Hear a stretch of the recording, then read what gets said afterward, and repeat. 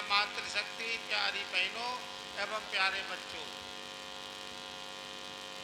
बहुत देर से हम लोग वेद के विषय में चर्चा सुन रहे हैं और वेद ने हमको क्या आदेश दिया है।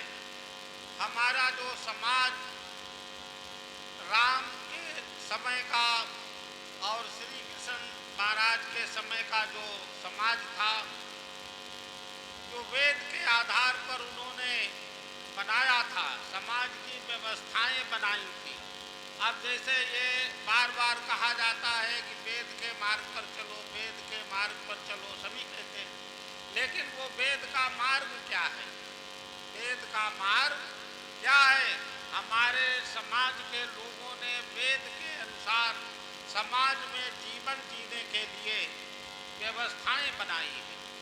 देखो, मनुष्य जितना भी प्राणी है, मानव प्राणी, इसका मुख्य लक्ष्य एक है, वो है मोक्ष को प्राप्त करना।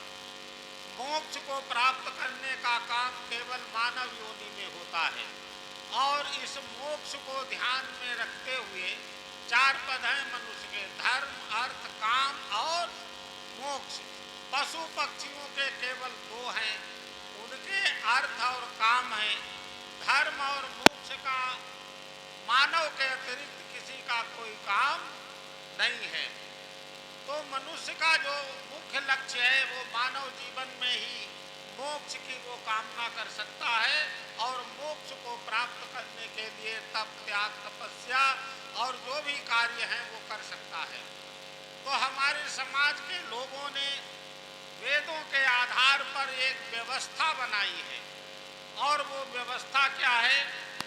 उन्होंने एक व्यवस्था बनाई है, आश्रम व्यवस्था।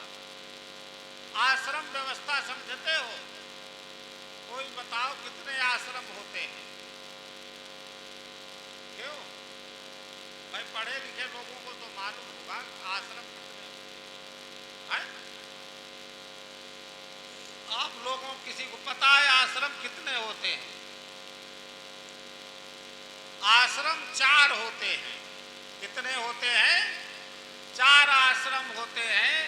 ये वेद के आधार पर ऋषि मुनियों ने उसकी व्यवस्था की है और उन्होंने ये माना है कि मानव जीवन जो है ये लगभग 100 वर्ष की आयु मनुष्य की मान करके इसका विभाजन किया है और 4 आश्रम बनाए हैं। उनमें एक पहला आश्रम है जिसका नाम है ब्रह्मचर्य आश्रम। क्या नाम है? ब्रह्मचर्य आश्रम। और दूसरा आश्रम है गृहस्थ आश्रम और तीसरा आश्रम है वानप्रस्थ आश्रम और चौथा आश्रम है संन्यास आश्रम। वानप्रस्थ के बाद संन्यास। अब देखो, इसको ध्यान में रखना, ये 25 वर्ष का ब्रह्मचर्य आश्रम, 25 वर्ष का गृहस्थ आश्रम और 25 वर्ष का वानप्रस्थ आश्रम और बाद में जो भी जीवन शेष रहे वो क्या है? संन्यास आश्रम। तो देखो किस तरह से मोक्ष को ध्यान में रखते हुए कि मनुष्य 25 साल तक विद्या को प्राप्त करे। हमारा जो समाज इतना मजबूत था, आर्यावर्त के लोगों ने पूरे विश्व पर शासन किया है, उसका मुख्य कारण उनकी ये व्यवस्था थी।